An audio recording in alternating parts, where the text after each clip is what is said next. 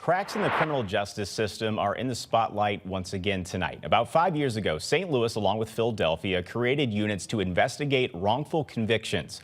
Well, since then, Philly has exonerated 43 people, but the number in St. Louis is only 1. In 2021, a Missouri law allowed prosecutors to file motions freeing prisoners with possible wrongful convictions.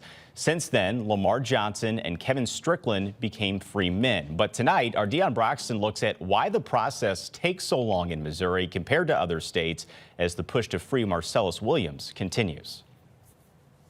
Marcellus Williams could be the third Missouri inmate freed after a 2021 law allowed prosecutors to file motions to free prisoners who may be innocent. It's wonderful to see that prosecutors are taking a look at these cases. Kara Dunn is keeping track of this case involving Williams. She's the wife of Chris Dunn, another inmate hoping the law works in his favor. He's been in prison for decades for a St. Louis murder, even after witnesses admitted they lied. As St. Louis County Prosecutor Wesley Bell begins probing the case of Marcellus Williams, Kara Dunn hopes her husband comes next. Have you heard anything from the St. Louis Circuit Attorney's Office yet? No, we're still waiting.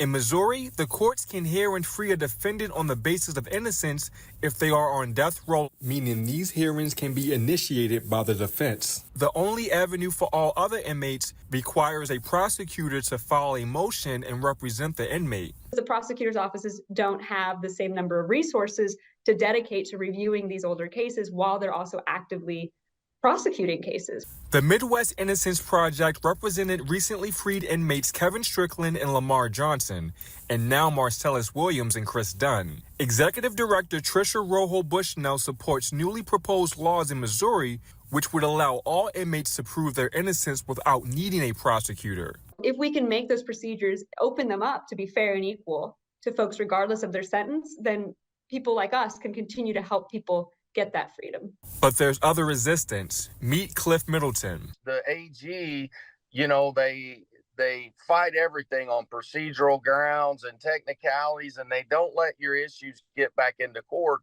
He is the son of Ken Middleton, who is doing time for killing his wife. Cliff has been fighting to get his father's sentence vacated on the grounds that gun residue wasn't found on his dad's hands. But between the Missouri Attorney General's office repeatedly fighting innocence claims and the Jackson County prosecutors saying they need more evidence. I'm very disappointed with the progress Missouri has made on this new law. Middleton hopes Missouri lawmakers make changes, but he waits. So too does Kara Dunn, hoping other prosecutors follow Wesley Bell's action. We see this happening for other people, and we're really hopeful that it'll soon be us. Deion Broxton, First Alert 4. And we have asked the St. Louis Circuit Attorney's Office and the Missouri Attorney General's Office for comment. So far, they have not gotten back to us.